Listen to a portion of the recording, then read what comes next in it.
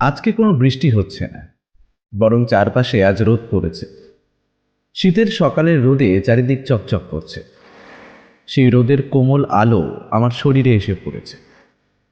কি মনোরম পরিবেশ সৃষ্টি হয়েছে আমার চারপাশে, মুখে বলে বোঝানো যাবে না। আমি সবেমাত্র হলো অফিস থেকে বের হয়েছি, সামান্য বিরতি নিয়েছি। খুব সকালে আজকে অফিসে যেতে হয়েছে আমাকে, আর অফিসে গিয়েই কাজ শুরু করে দিয়েছি। এখন বাজে সকাল 8টা। শীতের সময় দিন ছোট হয়ে যায় আর রাত হয়ে যায় বড়। কখন যে দিন রাতে পরিণত হয় সেটা বুঝতেই পারি না। তাই এত সকালে অফিসে যাওয়া। দিন ছোট হওয়ায় অফিসের কিছু কাজ ভালোভাবে করতেই পারি না। কিছু কিছু কাজ আছে, সেগুলো শেষ করতেই অনেক সময় লেগে যায়, বাকি কাজ সম্পূর্ণ করা যায় না। তাই অফিসের বেশ কিছু কাজ রাতে বাড়িতেই করতে হয় আমাকে। এতে করে আমার গিন্নির ভীষণ রাগ হয়। কিছুতেই গিন্নিকে বোঝাতে পারি না অফিসের কাজ আমার কাছে কতটা গুরুত্বপূর্ণ।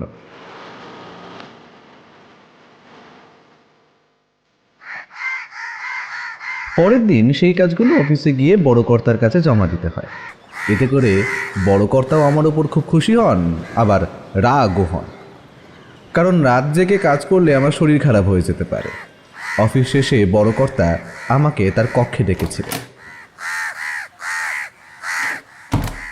আমায় বড় কর্তা বলেছিলেন, বিভূতি, আমার অফিসে যারা কাজ করে তাদের মধ্যে অনেকেই ভালোভাবে কাজ করে না, কাজে ফাঁকি দেয়। কিন্তু তুমি তাদের চেয়ে তো সম্পূর্ণ আলাদা বিভূতি। দেখো দেখো, আমাদের অফিস সব অফিসের থেকে এগিয়ে যাচ্ছে, আর এটা তো শুধুমাত্র তোমার জন্য। তুমি অফিসের যে কোনো কাজ যেমনভাবে গুরুত্ব সহকারে দেখো, তেমনভাবে আর কেউ দেখে না। কিন্তু নিজের শরীরের দিকেও তো নজর দিতে হবে, কি তাই তো? তা না হলে আমাদের অফিসকে কে এগিয়ে নিয়ে যাবে বলো তো?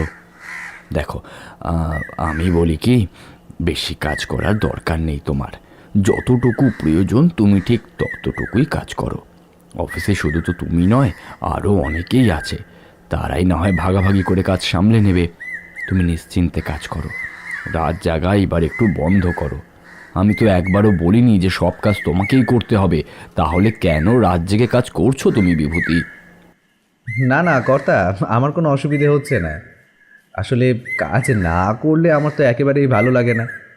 আর আমার দায়িত্বে যা যা কাজ আছে সেগুলো তো দিনে সম্পূর্ণ করতে পারি না, তাই তো রাতে কাজগুলো সম্পূর্ণ করে রাখি। কর্তা, আমি কিন্তু ফাঁকি বাজে না। যাই হয়ে যাক না কেন, অফিসের কাজই হচ্ছে আমার কাছে সবচেয়ে বেশি গুরুত্বপূর্ণ। শোনো বিভূতি, তুমি ধীরে ধীরে কাজ করো, কেউ তোমাকে কিচ্ছু বলবে না। অসম্পূর্ণ কাজগুলো না হয় পরের দিন সম্পূর্ণ করবে। তুমি যদি অসুস্থ হয়ে পড়ো, আমাদের অফিসের লোকসান হবে বিভূতি। আর তাছাড়া তোমার গিন্নির কী অবস্থা হবে তুমি তো বুঝতেই পারছো। তাই দিনের কাজ দিনেই করো, রাতে তোমার কাজ করার কোনো দরকার নেই। আচ্ছা, এবার তুমি যেতে পারো। বড় কর্তার বকুনি হজম করে নিজের কক্ষে প্রবেশ করলাম। অফিসের কিছু কাগজপত্র দেখতে লাগলাম। দেখে বুঝতে পারলাম অফিসের কিছু কাগজে গোলমাল আছে। সেগুলো সমাধান না করতে পারলে পরে বড় ঝামেলার মধ্যে পড়তে হবে। আমার পাশে বসে থাকা একজন সহকর্মীকে ডাক দিলাম, তাকে কাগজগুলো দেখালাম। আমরা দুজনে অফিসের কাগজগুলো ঠিক করতে লাগলাম।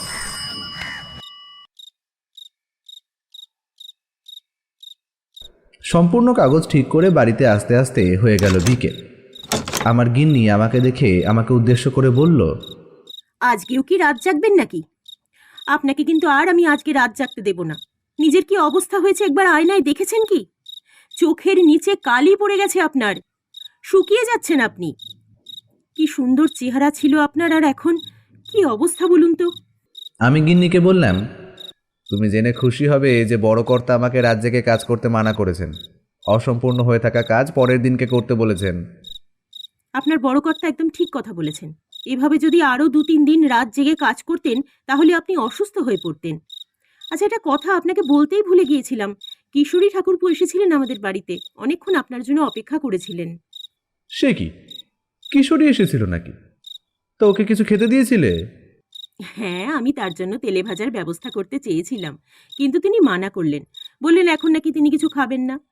আপনাকে নিয়ে ঠাকুরমশাইয়ের বাড়ি যাবেন, তখন দোকান থেকে তেলে ভাজা কিনে নেবেন।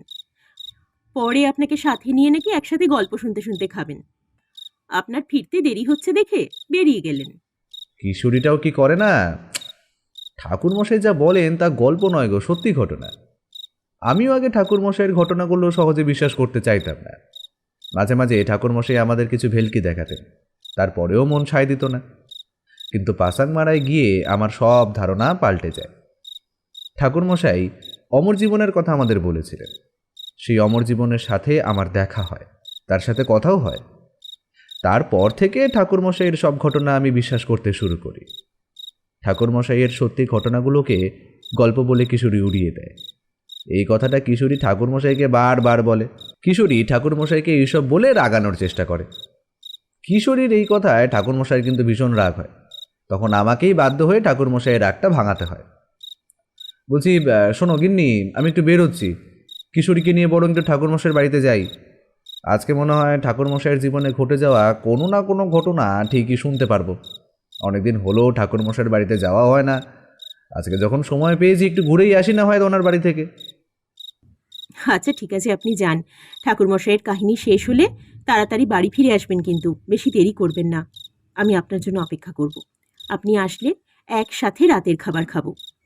আমি জানি আপনার আস্তে আস্তে রাত হয়ে যাবে।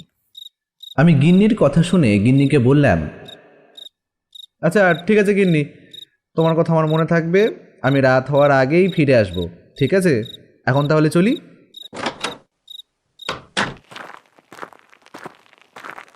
গিন্নিকে বিদায় জানিয়ে আমি কিশোরীর বাড়ির দিকে হাঁটতে লাগলাম।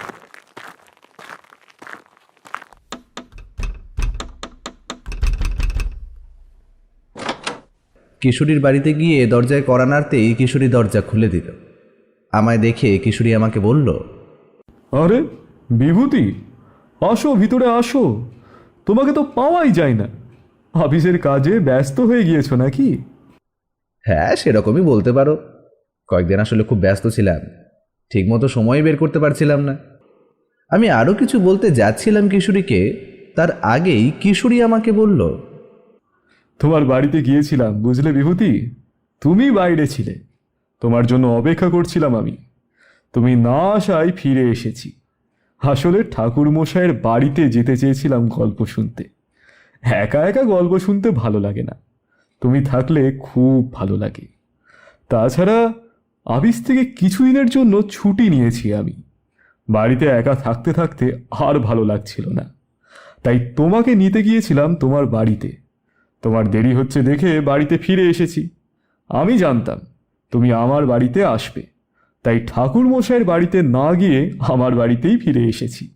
তাই তো বলি অফিসে তোমায় কেন দেখি না। আচ্ছা একটা কথা মন দিয়ে শোনো কিশোরী, তুমি কিন্তু একটু বেশিই বাড়াবাড়ি করে যাচ্ছ। ঠাকুরমশাই কিন্তু আমাদের কোনো গল্প বলেন না, বরং তার জীবনে ঘটে যাওয়া ঘটনাগুলো আমাদের গল্পের আকারে শোনান। এটা তো তুমি ভালো করেই জানো। তারপরও ঠাকুরমশাইয়ের কাহিনীগুলোকে গল্প কেন বলছো? শোনো কিশোরী, ঠাকুরমশাইয়ের সামনে ভুলেও আপনার গল্প ভালো লাগছে, এরপর কি হলো, এইসব কিন্তু কিচ্ছু বলবে না, তোমাকে আগে থাকতেই বলে দিলাম। আচ্ছা বেশ, আর বলবো না। আসলে ঠাকুর মশাইকে রাগাতে ভালো লাগে আমার, তাই ঠাকুর মশাইয়ের জীবনে ঘটে যাওয়া কাহিনীগুলোকে বারবার গল্প বলি, সাথে তোমাকেও রাগাই ঠাকুর মশাইয়ের জীবনের ঘটে যাওয়া কাহিনীগুলোকে গল্প বলে। এবার এসব কথা বাদ দাও দেখি, চলো ঠাকুর মশাইয়ের বাড়ির দিকে যাওয়া যাক।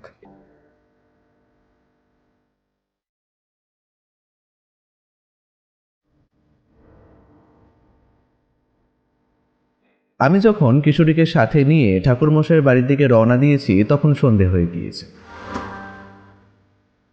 খুব ঠান্ডাও লাগছে। আমাদের শরীরে দুটো শাল জড়ানো রয়েছে, তাতেও কাজ হচ্ছে না। কিশোরীকে দেখলাম একটা তেলে ভাজার দোকানে প্রবেশ করল। সেখান থেকে বেশ কিছু তেলে ভাজাও কিনে নিল।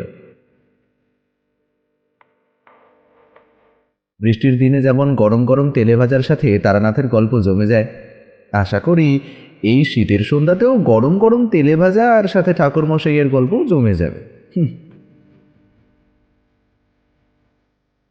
কিশোরীকে বললাম, কিশোরী সবই তো ঠিকই আছে, কিন্তু কিছু একটা জিনিস মনে হয় কিনতে ভুলে গেছি, বুঝলি? আর ঠাকুরমশাইয়ের জন্য পাসিং শো কিনেছো কি? তিনি কিন্তু পাসিং শো ছাড়া আমাদের তার জীবনে ঘটে যাওয়া কাহিনীগুলো ভালোভাবে বলতে পারবেন না, বলতে অসুবিধা হবে, তাই বললাম তোমায়। কিশোরী প্যান্টের পকেট থেকে পাসিং শোয়ের প্যাকেট বের করে আমাকে বলল, তার বলতে আমি প্রথমেই পাসিং শো কিনে নিয়েছি, এখন চলো।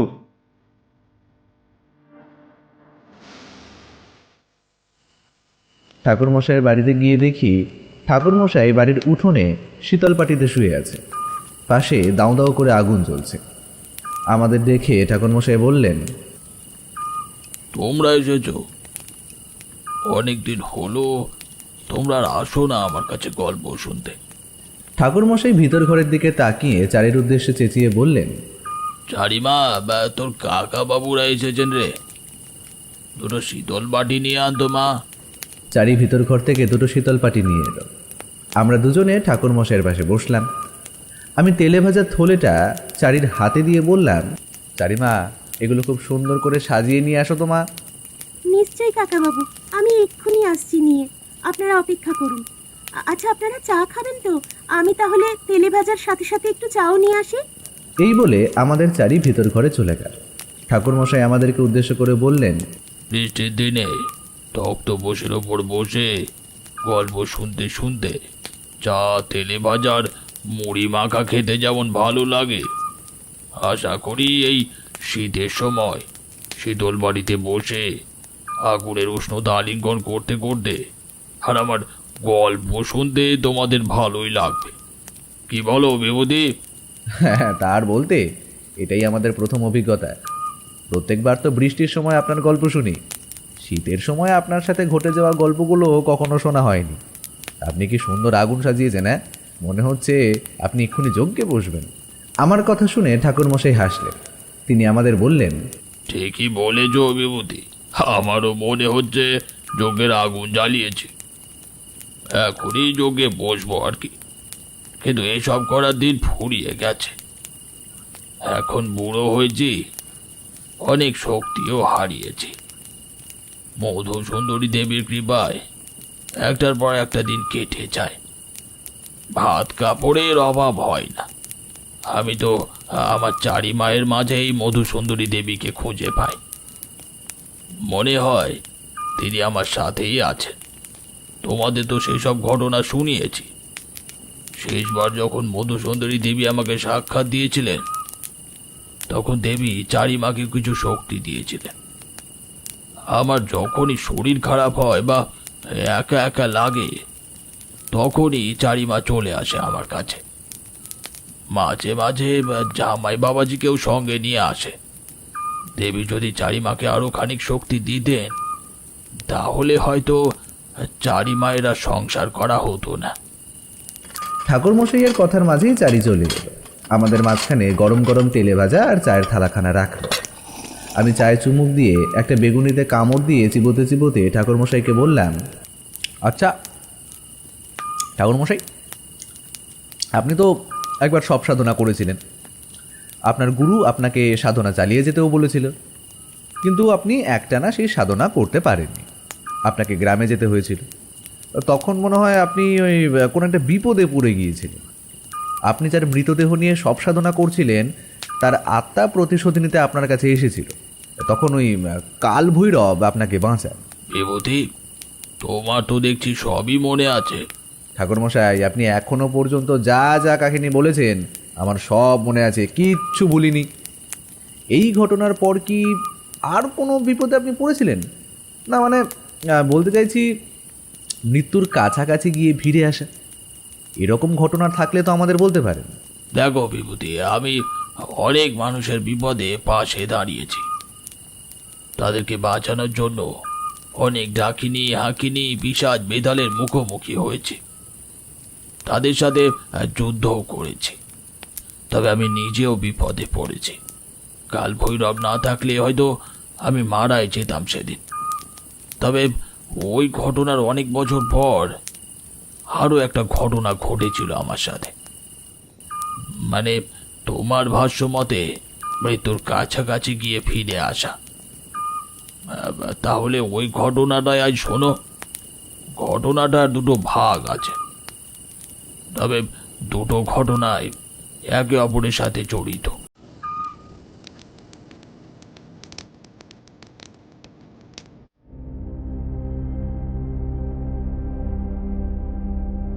প্রথম ঘটনাটা যখন আমার জীবনে ঘটে, ততদিনে মাতু ভাগলি মধুসুন্দরী দেবী ও অমর জীবনের সাথে দেখা হয়ে গেছে আমার।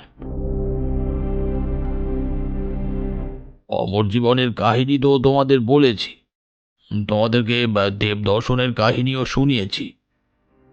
আশা করি পাশাং মারায় গিয়ে তোমার সাথে অমর জীবনের দেখা হয়েছে। কে বিভূতি, আমি ঠিক বলছি তো? হ্যাঁ ঠাকুরমশাই, আপনি একদম ঠিক বলেছেন। অমর জীবনের সাথে আমার দেখা হয়েছে। আপনি যে রকম বর্ণনা দিয়েছিলেন ঠিক সেই রকম, কোনো পরিবর্তন। অমর জীবনের বয়স সেই 35-এর মধ্যেই আটকে রয়েছে। ঠাকুরমশাই, ওই অমর জীবন ছেলেটা আসলে কে? সেটা আমি জানি না বিভূতি। এই প্রশ্নটা আমার মনের মধ্যেও বারবার উঁকি দিয়েছে। হতে পারে অমর জীবন কোনো উচ্চ শ্রেণীর আত্মা, অথবা ভগবানেরই কোনো একটা রূপ। অমর জীবনের সাথে যখন আমার প্রথম দেখা হয়, তখন অমর জীবন শেষবার আমাকে একটা কথা বলেছিল। বলেছিল বাড়ি চলে যেতে। হ্যাঁ, প্রথমে অমর জীবনকে পাত্তা দিইনি, আমি পাগল মনে করেছিলাম। পরে বাড়ি গিয়ে বাবার কাছে অমর জীবনের কথা জানতে পারি। পরের দিনই আমার গায়ে জ্বর আসে। প্রায় 1.5 মাস লেগে যায় সেই জ্বর ভালো হতে। তবে সুস্থ হওয়া মাত্রই আমি আবার অজানার উদ্দেশ্যে বেরিয়ে পড়ি। মা আমায় কিছু বলেননি বা আটকানোর চেষ্টাও করেননি কখনো, কারণ মা হয়তো জানতেন আমি কোনো না কোনো সময় আবার বাড়িতে ফিরে আসব। প্রথম প্রথম মায়ের কষ্ট লাগলেও ধীরে ধীরে মানিয়ে নেন মা। কিন্তু যখনই আমি মায়ের কাছে যেতাম, তখনই মায়ের চোখে জল দেখতে পেতাম। তাই সবসময় মায়ের সাথে বেশি সময় কাটাতাম। তবে বাবার সাথে তেমন একটা কথা হতো না আমার। বাইরে বাইরে ঘুরে বেড়ানোর জন্য বাবা আমার উপর রেগেই থাকতেন। তাই বাড়িতে গেলেই বাবার বকুনি হজম করতে হতো আমাকে। কিন্তু কি করব বলো? সংসার জীবন আমার ভালো লাগতো না যে। ঘরে থাকলে এই দম বন্ধ হয়ে যেত। বাইরের জগৎ আমায় খুব টানতো। বাড়ি থেকে বের হয়ে যেদিকে দু চোখ যায় সেই দিকেই হাঁটতে লাগলাম। যাওয়ার সময় বাবা আমার হাতে কিছু টাকা দিয়েছিলেন আর বলেছিলেন, তোমাকে কিছু টাকা দিলাম, চলার পথে কাজে লাগতে পারি। আমার বংশের অনেকেই সাধক ছিলেন, তারা সংসার জীবন ত্যাগ করে বাড়ি ছেড়েছেন। আর তোমার কথা অনেক আগেই অমর জীবন আমার বাবাকে বলে গেছিলেন। তোমাকে আমি আটকাবো না, সাবধানে যেও। বাবাকে খুব অসহায় লাগছিল সেদিন। যতই হোক বাবা তো। আমি জানি আমাকে বকাবকির সময় বাবার মন খারাপ হয়ে যেত। সেটা বাবা কোনো সময় প্রকাশ করতেন না, কিন্তু আমি অনুভব করতে পারতাম।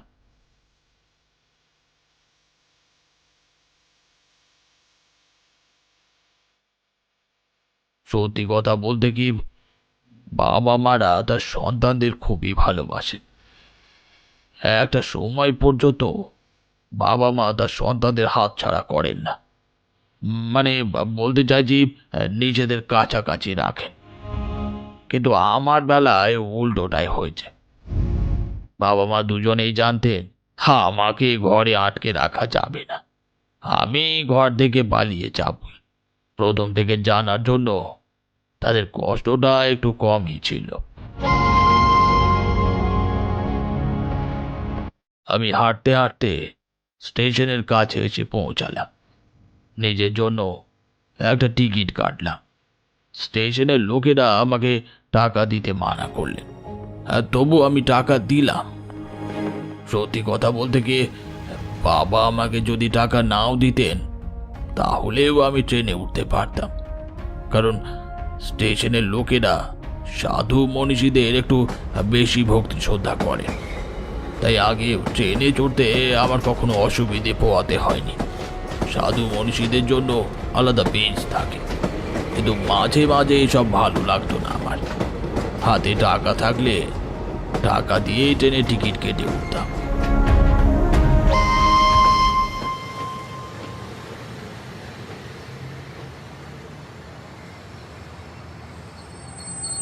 ট্রেন থেকে নামার পর বেশ কিছুক্ষণ হাঁটতে লাগলাম। কোথায় যাচ্ছি কিছুই জানি না। জায়গাটা গ্রাম গ্রাম মনে হচ্ছিল। আরও একটু হাঁটতে লাগলাম। হ্যাঁ, আমার অনুমানই ঠিক, জায়গাটা সত্যি একটা গ্রাম। গ্রামের নাম শান্তিপুর, কিন্তু গ্রামটায় দেখলাম কোনো শান্তি নেই। এই গ্রামের লোকগুলো একটু কেমন জানো। লোকগুলোকে দেখে মনে হচ্ছিল গ্রামের নাম শান্তিপুর না হয়ে দুঃখীপুর হলে আরো ভালো হতো। সবারই মন খারাপ, কেউ কেউ তো আবার কান্না করছে। আমি একটা চায়ের দোকানে প্রবেশ করলাম। দোকানিকে বললাম এক কাপ চা দিতে। দোকানি আমায় চা দিল। আমি চা খেতে খেতে দোকানিকে জিজ্ঞেস করলাম, আচ্ছা, এই গ্রামের লোকগুলো এমন কেন বলুন তো? সবারই মন খারাপ, কিছু তো একটা হয়েছে এই গ্রামে। আমাকে কি সবটা খুলে বলা যায়? আপনি কি এই গ্রামে নতুন এসেছেন? আগে হ্যাঁ, আজই এলাম, কিন্তু এসেই বুঝতে পারলাম এই গ্রামের লোকজনের মধ্যে কোনো শান্তি নেই। কিছু তো হয়েছে এই গ্রামে। কালকে আমাদের গ্রামের প্রধান পল্লব হালদার মশাই স্ত্রীর বাচ্চা হবে, এই তাই সবার একটু মন খারাপ। দোকানির কথা শুনে আমি অবাক হয়ে গেলাম। মনে মনে ভাবলাম, গ্রামের প্রধানের স্ত্রীর বাচ্চা হবে, এই তো খুশি হবার কথা। খুশি না হয়ে সবাই উল্টে মন খারাপ করে আছে কেন? এই প্রশ্ন আমার মনের মধ্যে ঘুরপাক খাচ্ছিল বারবার, তাই জিজ্ঞেস করেই ফেললাম। আপনাদের গ্রামের প্রধান পল্লব হালদার মশাইয়ের স্ত্রীর বাচ্চা হবে, এ তো খুশির কথা। আপনারা আনন্দ করবেন, তা না করে মন খারাপ করে থাকছেন কেন আপনারা?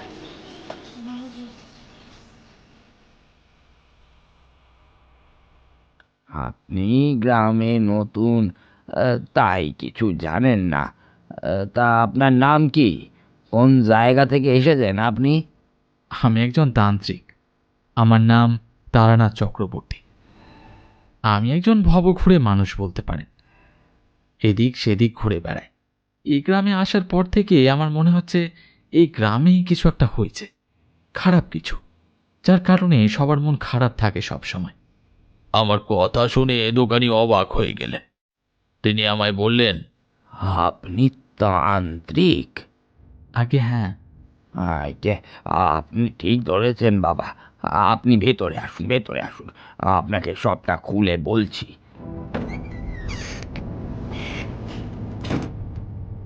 আমি দোকানির কথা মতো দোকানের ভেতরে ঢুকলাম।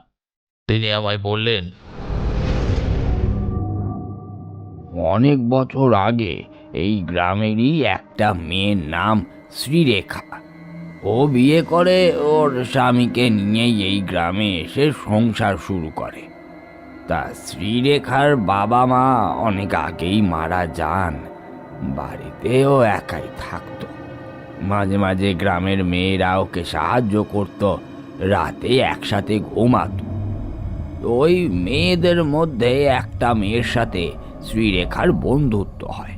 মেয়েটার নাম ছিল পারুল। পারুল বিভিন্ন গ্রামে গিয়ে গিয়ে এটা সেটা বিক্রি করে টাকা আয় করত। সাথে শ্রীরেখাও যেত পারুলের সাথে। গ্রামে ঘুরতে ঘুরতে একটা ছেলের সাথে প্রেম হয় শ্রীরেখার। ছেলেটার নাম ছিল নিথিরাম। নিথিরামও একা ছিল। নিথিরাম একটা দোকানে কাজ করত। একদিন ওরা দুজন সিদ্ধান্ত নেয় ওরা বিয়ে করবে, এবং বিয়েও করে। এই নিতিরামের ঘর বাড়ি কিছু ছিল না। একটা দুর্ঘটনায় নিতিরামের বাড়িতে আগুন লেগে যায়। নিতিরামের বাবা মা তখনই মারা যায়। নিতিরাম তখন বাড়ির বাইরে ছিল। যখন নিতিরাম জানতে পারে ওর বাবা মা বেঁচে নেই, তখন পাগলের মতো করতে থাকে নিতিরাম। তখন নিতিরামের এক বন্ধু নিতিরামকে সঙ্গে নিয়ে নিজের গ্রামে নিয়ে যায় এবং একটা দোকানে কাজ দেয়। বলতে গেলে নিতিরাম ও শ্রীরেখা দুজনেরই পিছুটান নেই। তা ওরা বিয়ে করে এই শান্তিপুরে সেই নতুন সংসার জীবন শুরু করে। ওরা দুজনেই কাজ করে টাকা আয় করে নিজেদের সংসার এগিয়ে নিয়ে যায়। শ্রীরেখা আশেপাশের জঙ্গলে দিয়ে বিভিন্ন জিনিস জোগাড় করে গ্রামের বাইরে নিয়ে গিয়ে বিক্রি করে, আর নিতিরাম নিজেই গ্রামের একটা জায়গায় দোকান দিয়ে ব্যবসা শুরু করে। এভাবেই চলে যায় বেশ কয়েকটা বছর।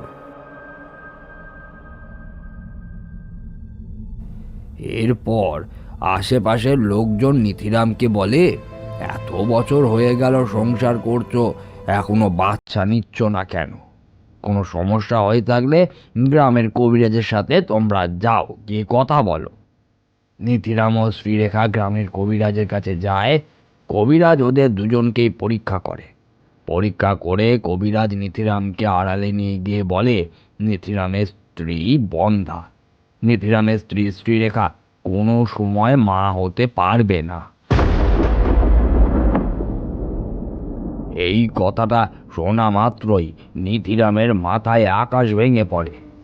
এরপর থেকে নিতিরাম আর শ্রীরেখার মধ্যে দূরত্ব বাড়তে থাকে।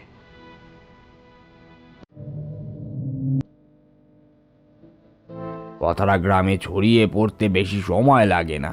গ্রামের অনেকেই শ্রীরেখাকে অনেক কাজে বাজে কথা শোনায়। তিলে তিলে বড় হওয়ার সংসার খুব দ্রুতই ভাঙতে শুরু করে। একটা সময় নিতিরাম সংসার জীবন ত্যাগ করে। পরে শোনা যায় নিতিরাম মারা গেছে পাহাড় থেকে পড়ে।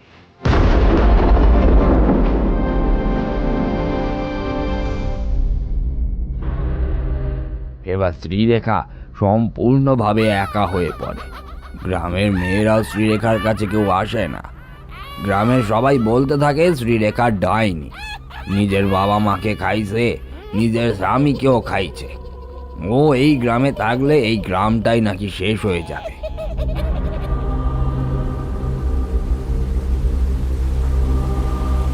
তো এই ঘটনার 2-3 দিন পর গ্রামে বন্যা হয়। বন্যার সময় কেউ শ্রীরেখাকে সাহায্য করে না, এবং কিছুদিন স্বাভাবিক হয়ে যাবার পরও শ্রীরেখাকেও কেউ খোঁজে না। এরপর আরও 2 বছর কেটে যায়। গ্রামে ঘটতে থাকে একের পর এক অস্বাভাবিক ঘটনা। একদিন হঠাৎ করেই গ্রামের বেশ কয়েকজন মানুষ স্বপ্নে শ্রীরেখাকে দেখতে পায়, এবং শ্রীরেখা বলে, তোরা কেউ এই গ্রামে শান্তিতে থাকতে পারবি না।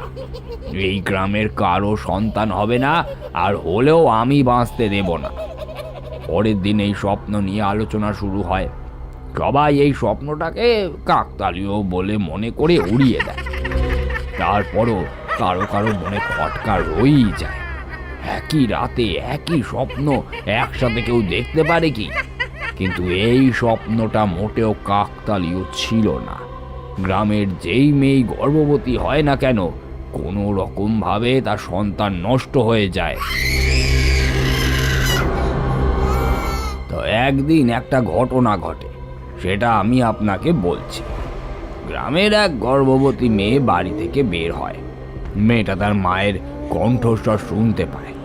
মেয়েটা তার মাকে খুব ভালোবাসে, কিন্তু জটিল এক রোগে ভুগতে ভুগতে মা মারা যায়।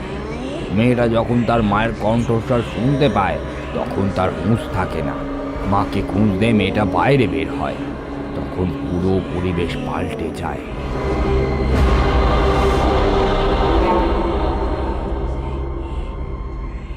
কোথাও কোনো শব্দ নেই, একেবারে গা ছমছমে রহস্যময় পরিবেশ বিরাজ করছে চারপাশে। তখন মেয়েটা একটা কালো ছায়া দেখতে পায়। ছায়ার ভিতর থেকে বের হয়ে আসে শ্রীরেখা। শ্রীরেখা ধীরে ধীরে মেয়েটার কাছে আসতে থাকে। শ্রীরেখা মেয়েটার কাছে এসে মেয়েটাকে বলতে থাকে, আমার খুব খিদে লেগেছে, আমাকে খেতে দাও, আমি তোমার বাচ্চাটাকেই খেতে চাই। কথাটা শোনা মাত্রই মেয়েটা জ্ঞান হারিয়ে ওইখানেই মাটিতে লুটিয়ে পড়ে যায়। পরে খুব সকালে বাড়ির লোকেরা বাড়ির উঠানে মেয়েটাকে দেখতে পায়। তখন বাড়ির লোকেরা মেয়েটাকে ভিতর ঘরে নিয়ে যায় এবং মেয়েটাকে জিজ্ঞাসা করে কি হয়েছে তার সাথে। মেয়েটা কিছুই বলতে পারে না। পরে মেয়েটার সন্তান নষ্ট হয়ে যায়। এরই মধ্যে আরেকটা ঘটনা ঘটে এই গ্রামে। গ্রামের আর একটা বাড়ির মেয়ের সন্তান হয়। কয়েকদিন সব কিছু ঠিকই থাকে, কিন্তু একদিন সন্ধ্যার দিকে বাচ্চার মা বাচ্চাকে বাড়ির সামনে রেখে বাচ্চার জন্য খাবার আনতে ঘরের ভিতরে যায় এবং এসে দেখে শ্রীরেখা বাচ্চার উপরে বসে আছে। এই দৃশ্য দেখে কোনো মা কি স্বাভাবিকভাবে থাকতে পারে? হ্যাঁ, বলেন তো বাবা। এরপর এই গ্রামে আর কেউ বাচ্চা নেয় না। সেই থেকে সবারই মন খারাপ হয়ে যায়, স্বাভাবিকভাবে থাকতে পারে না কেউই। কালকে গ্রামের প্রধানের বাচ্চা হবে, মানে ওই শ্রীরেখাও ফিরে আসবে, আরও একটা বাচ্চা মারা যাবে নিষ্ঠুরভাবে। এই কারণেই গ্রামের সবারই মন খুব খারাপ।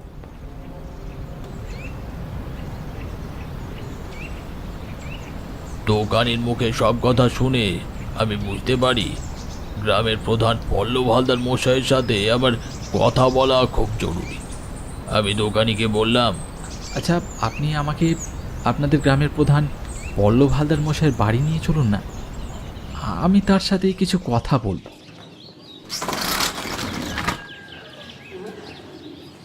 দোকানি দোকান বন্ধ করে আমাকে নিয়ে গ্রামের প্রধান পল্লব হালদার মশাইয়ের বাড়িতে নিয়ে গেলেন এবং তার সাথে আমার পরিচয়ও করিয়ে দিলেন।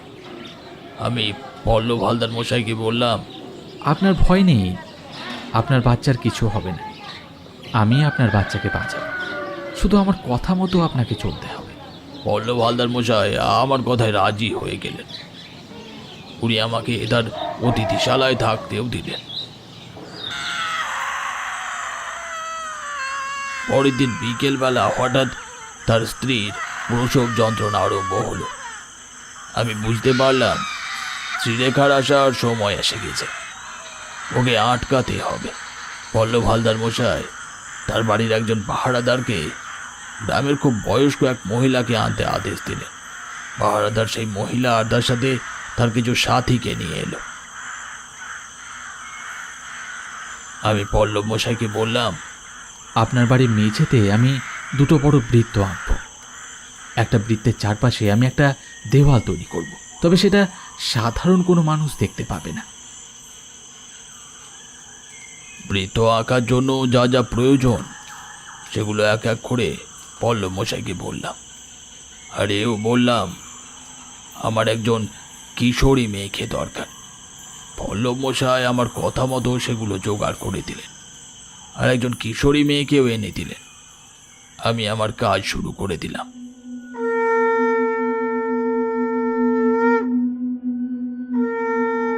মেঝেতে দুটো বড় করে বৃত্ত আঁকলাম। বৃত্তের চারিদিকে মন্ত্র পড়া ছাই ছড়িয়ে দিলাম। আমার কথা মতো পল্লব হালদার মশাইয়ের স্ত্রীকে একটি বৃত্তের ভেতরে শুইয়ে দেওয়া হলো। চারিদিক ভালো করে কাপড় দিয়ে আটকে দেওয়ার ব্যবস্থাও করা হলো। মহিলারা তাদের কাজ শুরু করে দিলেন। হঠাৎ আমি দেখলাম একটা ছায়া বৃত্তের ভেতর ঢুকতে চেষ্টা করে যাচ্ছে, কিন্তু কিছুতেই ঢুকতে পারছে না। আমার কথা মতো সেই কিশোরী মেয়েকে আর একটা বৃত্তের ভেতর শুইয়ে দেওয়া হলো। আমি ধীরে ধীরে মন্ত্র পড়তে লাগলাম। ছায়াটা ধীরে ধীরে সেই কিশোরী মেয়েটার শরীরে প্রবেশ করলো।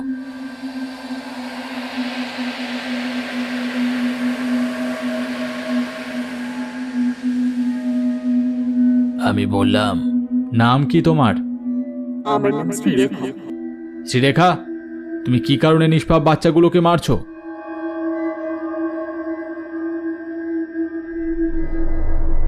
ছোটবেলায় আমি আমার বাবা মাকে হারিয়েছিলাম। তারপর থেকে আমি সম্পূর্ণ একা হয়ে গিয়েছিলাম। একাই থাকি।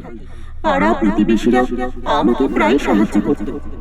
প্রত্যেক বেলায় আমার জন্য খাবার নিয়ে আসতো। তাদের সেই উপকার আমি এখনো ভুলতে পারি না। তারা যদি আমার পাশে না দাঁড়াতো, আমি হয়তো না খেয়ে মরে যেতাম। এজন্য তাদের কাছে আমি কৃতজ্ঞতা প্রকাশ করি। আমি বড় হওয়ার পর গ্রামের মেয়েরা আমার বাড়িতে প্রায়ই আসা যাওয়া করত, থাকতে শুরু করে আমার সাথে। তারপর আমাকে সঙ্গও দিতে শুরু করে। আমার এক সখী ছিল, নাম পারুল। পারুল বিভিন্ন গ্রামে ঘুরে বেড়াতো। আমিও পারুলদের সাথে সাথেই থাকতাম।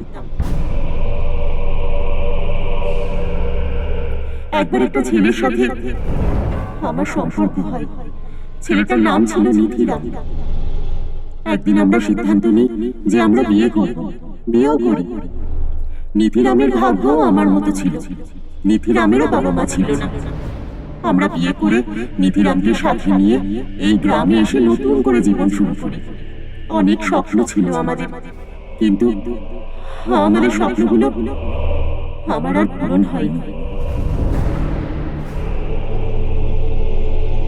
ধীরে ধীরে নতুন সংসার বড় হতে থাকে। পারুলের মতো আমিও এটা সেটা জোগাড় করে বিভিন্ন গ্রামে গিয়ে গিয়ে বিক্রি করে আয় করি। আর নিধিরাম নিজের কিছু টাকা দিয়ে একটা দোকান দিয়ে ব্যবসা শুরু করে। এভাবেই চলে যায় কয়েক বছর। আমরা সুখে শান্তিতে থাকায় গ্রামের অনেকেরই হিংসে হতো। আমার সন্তান হচ্ছে না দেখে একদিন নিধিরাম আমাকে গ্রামের কবিরাজের কাছে নিয়ে যায়।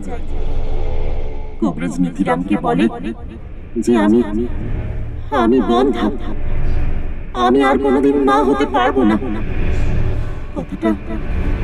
কথাটা শুনে আমার খুব খারাপ লেগেছিল। ভেবেছিলাম সবাই আমাদের পাশে থাকবে, কিন্তু আমার ধারণা ভুল ছিল।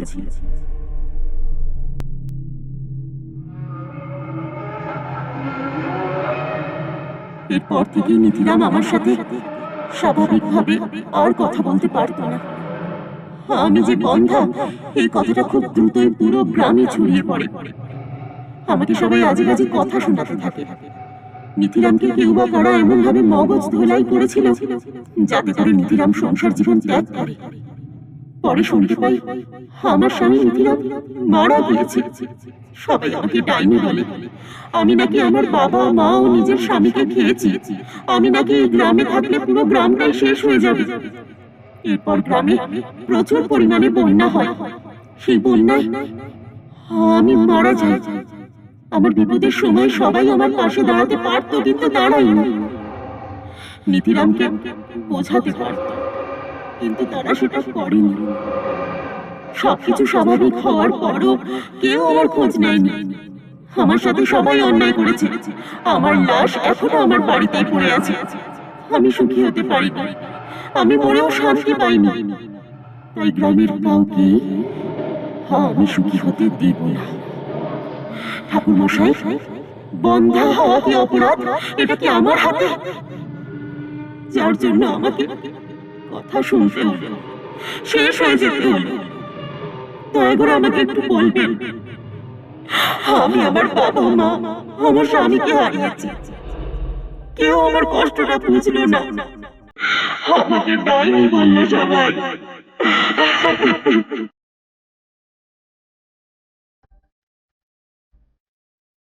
এ কথা বলেই কিশোরী মেয়েটা জ্ঞান হারিয়ে মাটিতে লুটিয়ে পড়ল।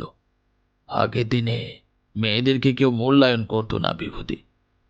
স্বামী মারা গেলে স্বামীর সাথে আগুনে পুড়িয়ে মারা হতো স্ত্রীদের, যাকে বলা হতো সতীদাহ প্রথা। আরও অনেক প্রথা ছিল, সেগুলো এখন বিলুপ্ত হয়েছে। এখনও মেয়েরা সমাজের মায়াজালে আটকে আছে। সমাজে পুরুষদেরকে এখনো বড় করে দেখা হয়। তবে ভবিষ্যতে হয়তো নারী পুরুষ দুজনকে সমান অধিকার দেওয়া হবে। একজন পুরুষ ডাক্তার হলে একজন নারীও ডাক্তার হবে। একজন পুরুষ পুলিশ হলে একজন নারীও পুলিশ হবে। পুরুষের পাশাপাশি একজন নারীও দেশ পরিচালনা করবে, হ্যাঁ, তখন হয়তো আমরা কেউ বেঁচে থাকবো না।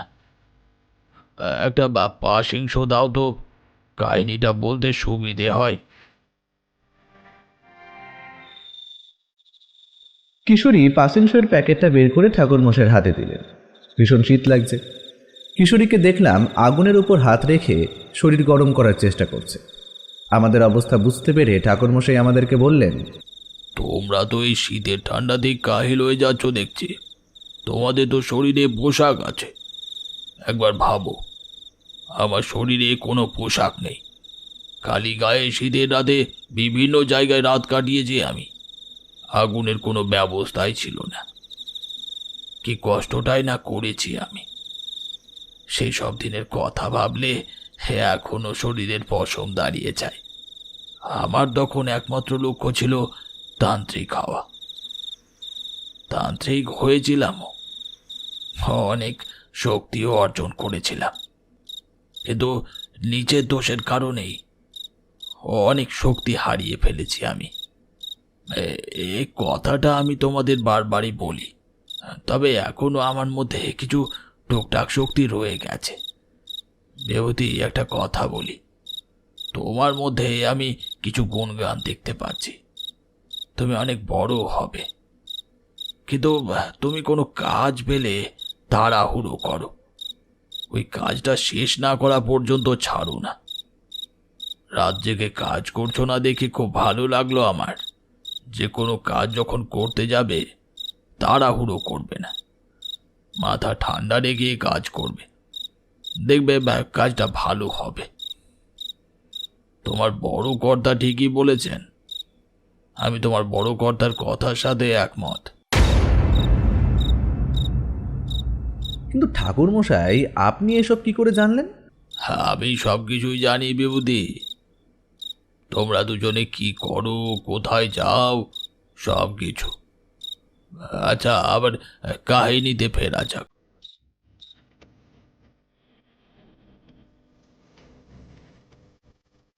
আমি পল্লব মশাইকে বললাম, আমাদেরকে শ্রীরেখার বাড়িতে যেতে হবে। আমার ধারণা তার মৃতদেহ তার বাড়িতেই আছে। তার দেহটাকে নিয়ে সে দাহ করতে হবে, তাহলে এই শ্রীরেখার আত্মা শান্তি পাবে। পল্লব মশাই আমাকে এবং আরও কয়েকজন লোককে সাথে নিয়ে শ্রীরেখার বাড়িতে গেলেন। আর তার বাড়িতে গিয়েই একটা কঙ্কাল দেখতে পেলাম আমরা সবাই।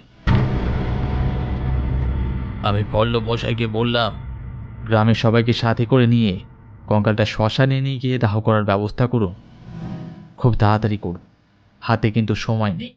আমার কথা মতোই খুব দ্রুত শ্রীরেখার কঙ্কালকে শ্মশানে নিয়ে গিয়ে দাহ করার ব্যবস্থা করা হলো। দাহ সম্পূর্ণ হলে আমরা সবাই পল্লব মশাইয়ের বাড়িতে ফিরে এলাম। আর গিয়েই শুনতে পেলাম কান্নার শব্দ।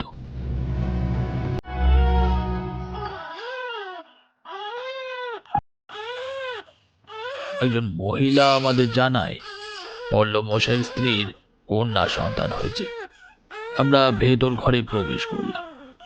দেখতে পেলাম পল্লব মশাইয়ের স্ত্রী বিছানায় শুয়ে আছে, আর তার পাশে শুয়ে আছে পল্লব মশাইয়ের মেয়ে। কি সুন্দর চেহারা তার, চোখ যেন ফেরানো যায় না। পল্লব মশাইয়ের স্ত্রী আমাকে বললেন, বাবা, আপনি আমাদের মেয়েকে কোলে তুলে নিন, আর সুন্দর নাম দেন বরং। আমি বাচ্চাটাকে কোলে তুলে আদর করতে লাগলাম এবং বললাম, ওর নাম হবে শ্রীরেখা। আপনার কথাই রাখা হবে বাবা, আজ থেকে ওর নাম শ্রীরেখা। আমি পল্লব মশাই ও তার স্ত্রীকে বললাম, আপনাদের আপ্যায়ন আমি কোনোদিন ভুলব না, কিন্তু আমার কাজ শেষ। এবার আমায় অনুমতি দিন, আমায় যেতে হবে। বাবা, বাবা, আরও কিছুদিন থেকে যান গ্রামে। পুরো গ্রামটা তো এখন আপনি ঘুরেই দেখেননি। আপনি চলে গেলে কিন্তু আমরা খুব কষ্ট পাবো বাবা। পল্লব মশাইয়ের কথা ফেলতে পারলাম না আমি, তাই কয়েকদিনের জন্য থেকেই গেলাম শান্তিপুর গ্রামে। এবার শান্তিপুর গ্রামটা সত্যিই শান্তিতে ভরে উঠল। সবার মুখেই ফুটে উঠল হাসি। এখন আর কোনো বাবা মা সন্তান হারা হবে না। শ্রীরেখার আত্মাও মুক্তি পেয়েছে। এইসব ভেবেই ভালো লাগছিল আমার। কিন্তু গ্রামে থাকাকালীনই ঘটে যায় আর একটা ঘটনা। এই ঘটনাটাকে আমার কাহিনীর দ্বিতীয় ভাগ বলতে পারো। তাহলে শুরু করি আমার দ্বিতীয় ভাগটা।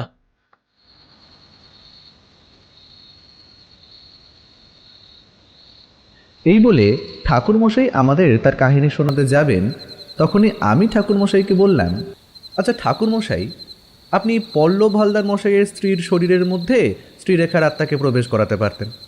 তা না করে একজন কিশোরী মেয়ের শরীরে কেন প্রবেশ করালেন সেটা তো বুঝলাম না। এটা একটু বুঝিয়ে বললে ভালো হতো। শ্রীরেখা কিন্তু গর্ভবতী মেয়েদের শরীরে প্রবেশ করত এবং তাদের পেটের বাচ্চাকে মেরে ফেলত। আর যাদের শরীরে প্রবেশ করতে পারতো না, তাদের বাচ্চাকে সে একা পেলে মেরে ফেলত। আমি জেনে বুঝেই পল্লব মশাইয়ের স্ত্রীর শরীরে শ্রীরেখার আত্মাকে প্রবেশ করাইনি। তার আত্মাকে প্রবেশ করিয়েছিলাম এমন এক মেয়ের শরীরে যার বয়স কম, বিয়ে হয়নি এবং যে গর্ভবতীও না। আশা করি এবার বুঝতে পেরেছ বিভূতি। তবে তোমার এই প্রশ্নটায় পুরো গ্রামের লোকেরা আমাকে বলে চেপে ধরেছিল।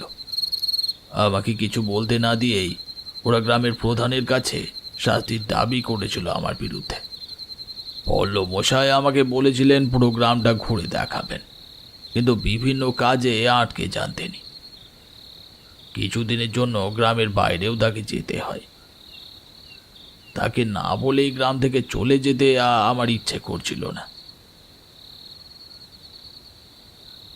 শ্রীরেখার আত্মাকে মুক্তি দেওয়ার পর থেকেই গ্রামের সবাই আমাকে আরো আপন করে নিয়েছিল।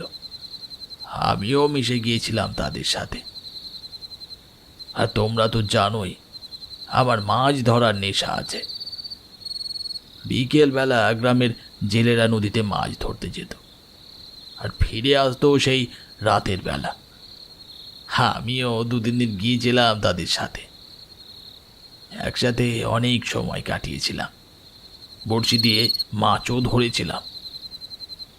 এটা দেখে ভালো লাগছিল যে শান্তিপুর গ্রামে যখন প্রথম আসি, তখন চারপাশের লোকগুলোকে দেখে মনে হচ্ছিল এরা কথাই বলতে পারে না, কারোর সাথেই মিশতে পারে না। একমাত্র দোকানি ছাড়া তো কেউ আমার সাথে কথাই বলেনি। কিন্তু এখন সবাই এমনভাবে আমার সাথে কথা বলছে যেন মনে হচ্ছে আমি তাদেরই লোক। আগের দিনে গ্রামের লোকগুলো অনেক সহজ সরল ছিল। তারা সহজেই সবাইকে আপন করে নিতে পারত। কিন্তু খারাপ সময়ে গ্রামের লোকেরা পুরোপুরি পাল্টে গিয়েছিল। তাদেরকে আগের রূপে ফিরিয়ে আনতে পেরে খুব ভালো লাগছিল আমার। এইভাবেই এইসব করতে করতেই 1 সপ্তাহ চলে যায়। পল্লব মশাইও গ্রামে ফিরে আসেন। ফিরে সেই দিনই আমায় বলেন,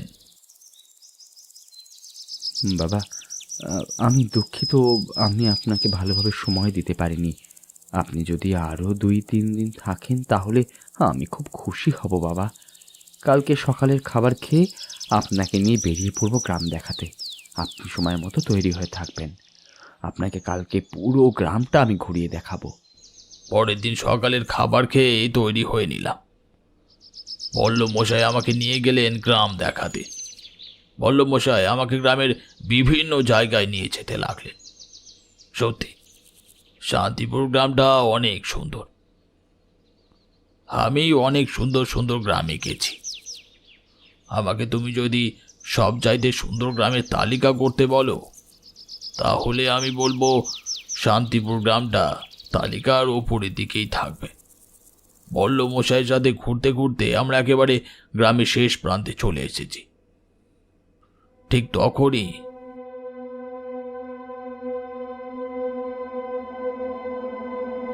একটা বড় মাঠ দেখতে পেলাম।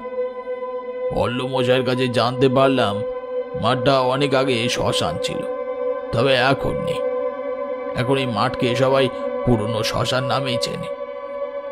মাঠের এক প্রান্তে একটা কুঁড়ে ঘর দেখতে পেলাম। পল্লব মশাইয়ের কাছে জানতে পারলাম আমি আসার বেশ কয়েক মাস আগে একজন তান্ত্রিক এসেছিলেন এই গ্রামে। পল্লব মশাইয়ের সাথে কথা বলতে চেয়েছিলেন তিনি। দারোয়ান তাকে জিজ্ঞেস করলে তান্ত্রিক দারোয়ানকে বলেন এই গ্রামে তিনি কয়েকদিনের জন্য থাকতে চান। এই বিষয় নিয়ে পল্লব মশাইয়ের সাথে তিনি কথা বলবেন। দারোয়ান তাকে বলেন তিনি তান্ত্রিকের কথা পল্লব মশাইয়ের কাছে বলবেন। দারোয়ান পল্লব মশাইয়ের কাছে এসে তান্ত্রিকের কথা বললে পল্লব মশাই দারোয়ানকে আদেশ করেন এই মাঠের একটা জায়গায় তান্ত্রিকের থাকার জন্য একটা কুঁড়ে ঘর বানানোর ব্যবস্থা করতে। যতদিন ইচ্ছে ততদিন তান্ত্রিক এই কুঁড়ে ঘরে থাকবেন। এরপর থেকে এই তান্ত্রিক কুঁড়ে ঘরেই থাকতে শুরু করেন। তারপর দারোয়ান তার স্ত্রীর শরীর খারাপের জন্য পল্লব মশাইয়ের কাছে ছুটি চান। পল্লব মশাই তাকে ছুটির ব্যবস্থা করে দেন। এইভাবেই সব ঠিকঠাক ছিল, কিন্তু একদিন শুনতে পাওয়া যায় যে তান্ত্রিককে খুঁজে পাওয়া যাচ্ছে না।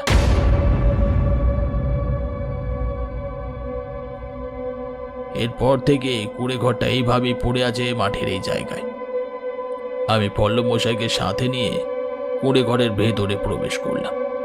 কুঁড়ে ঘরে প্রবেশ করেই তন্ত্র সাধনার টুকটাক জিনিসপত্র দেখতে পেলাম। মনের মধ্যে অজানা এক আতঙ্ক উঁকি দিচ্ছিল বারবার। মন আমাকে জানান দিচ্ছিল সামনে ভয়ঙ্কর কিছু একটা ঘটতে চলেছে। কুঁড়ে ঘর থেকে বের হয়ে পল্লব মশাইকে সাথে নিয়ে তার বাড়িতে ফিরে এলাম।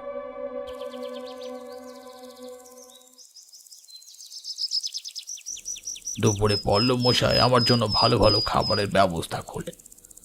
আমি একটু বিরক্ত হয়ে তাকে বললাম, আরে পল্লব মশাই কি করেছেন কি? এত খাবার তো আমি খেতে পারবো না।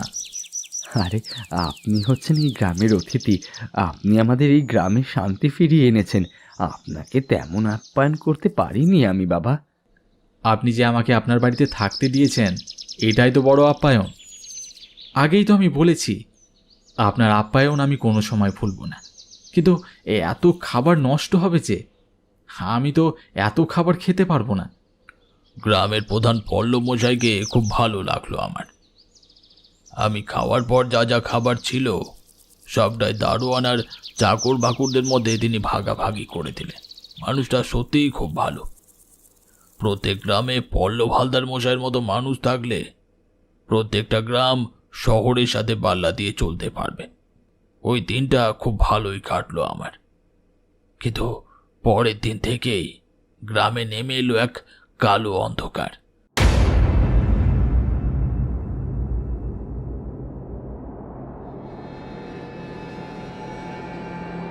একের পরে এক কিশোরী মেয়ের কাটা মাথা পাওয়া যেতে শুরু করলো পুরনো শ্মশানে। গ্রামের সবাই আমার ওপর ক্ষেপে উঠল। সবাই ভাবতে শুরু করলো এসবের জন্য আমিই দায়ী। আমি যদি সেদিন কিশোরী মেয়ের শরীরে শ্রীরেখার আত্মাকে প্রবেশ না করাতাম তাহলে এইসব কিছুই হতো না। শ্রীরেখার আত্মা মুক্তি পায়নি, আর শ্রীরেখার আত্মায় এই কিশোরী মেয়েগুলোকে খুন করছে। রাত্রিবেলায় গ্রামের সবাই পল্লব মশাইয়ের বাড়ির সামনে উপস্থিত হলো, আর সবাই মিলে আমার নাম ধরে ডাকতে শুরু করলো। পল্লব মশাই আর আমি বাইরে বের হয়ে এলাম। সবাই আমাকে বলতে লাগলো, আপনি যদি ওই কিশোরী মেয়ের শরীরে শ্রীরেখার আত্মাকে প্রবেশ না করাতেন তাহলে এমন অবস্থা দেখতে হতো না আমাদের। আমাকে কোনো কথা বলার সুযোগই দিল না ওরা। এমন সময় একটা লোক পল্লব হালদার মশাইয়ের সামনে এসে দাঁড়ালেন। আমাকে দেখে তিনি পল্লব মশাইকে বললেন, এক কথা, এই তান্ত্রিকই সেদিন আপনার সাথে দেখা করতে চেয়েছিলেন, কয়েকদিনের জন্য থাকতে চেয়েছিলেন। আপনাকে বলায় আপনি তান্ত্রিকের জন্য পুরনো শ্মশান মাঠে কুঁড়ে ঘর বানানোর আদেশ দিয়েছিলেন, আর তান্ত্রিক যেখানে থাকতে শুরু করে। তারপর আমি আমার গ্রামের বাড়ি ফিরে যাই ছুটি নিয়ে। কালকে রাতে পুরনো শ্মশান মাঠের পাশ থেকে যখন ফিরছিলাম তখন হঠাৎ খেয়াল হলো কুঁড়ে ঘরের ভেতর থেকে একটা যেন চিৎকার আসছে। চিৎকারের শব্দ শুনে মনে হচ্ছিল কিশোরী মেয়েরই চিৎকার। চিৎকারটা শোনা মাত্রই আমি ছুটে যাই কুঁড়ে ঘরের দিকে, আর গিয়ে দেখতে পাই এই আপনার সামনে দাঁড়িয়ে থাকা এই তান্ত্রিক কিশোরী মেয়েটার ঘাড় লক্ষ্য করে চাপাতি চালাচ্ছে। এই দৃশ্য দেখে আমি ওখানে জ্ঞান হারিয়ে লুটিয়ে পড়ি। জ্ঞান যখন ফিরে আসে তখন আমার আর কিছু মনে থাকে না। এখন সব কিছু মনে পড়ায় আমি আপনার কাছে ছুটে এসেছি।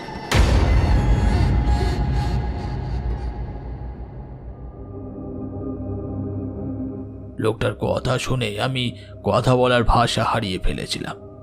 সব কিছু বুঝতে পারলাম। আমাকে ফাঁদে আটকে ফেলা হয়েছে। পল্লবমশাই কিংকর্তব্য বিমূঢ়ের মতো হয়ে গেলেন। কি করবেন কিছুই বুঝে উঠতে পারছিলেন না তিনি। গ্রামের লোকেরা আরো ক্ষেপে গেলেন আমার উপর। পল্লবমশাই গ্রামের লোকেদের উদ্দেশ্যে একটা কথাই বললেন। আমি তারানাথ তান্ত্রিককে তোমাদের কাছে ছেড়ে দিলাম, তোমরা যা ইচ্ছা হয় তাই করো। গ্রামের সবাই সিদ্ধান্ত নিল যে আমার শরীর থেকে মাথাটা আলাদা করে দেওয়া হবে। আমাকে নিয়ে রাতেই সবাই শ্মশান মাঠে উপস্থিত হলো। সহজ সরল মানুষগুলো যেভাবে হিংস্র হয়ে উঠবে কখনো ভাবিনি। এই রাতটাই হচ্ছে আমার শেষ রাত, এটা ভেবেই গাটা শিউরে উঠছিল বারবার। মধুসুন্দরী দেবীর কথা মনে পড়ল তখন। মনে মনে দেবীকে স্মরণ করলাম। একটা লোক যখন আমার ঘাড়ের ওপর চাপাতি চালাবে তখন কি হলো জানি না, একটা অদ্ভুত আলো উপস্থিত হলো আমার সামনে। আমি সেই আলোর ভেতরে ঢুকে গেলাম।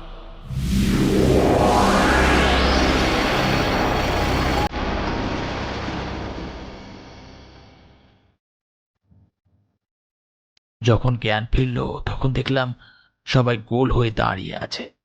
আমাকে দেখে সবাই চমকে উঠল। আমি তাদেরকে উদ্দেশ্য করে বললাম, তোমরা সবাই মায়াজালে আটকে পড়েছিলে, হারিয়ে ফেলেছিলে নিজের চেতনা।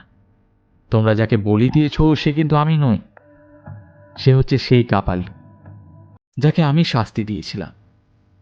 কাপালিকটা আমার মায়ের ক্ষতি করতে চেয়েছিল, তাই আমি তাকে শাস্তি দিয়েছিলাম। শ্রীরেখার আত্মা সত্যিই মুক্তি পেয়েছে।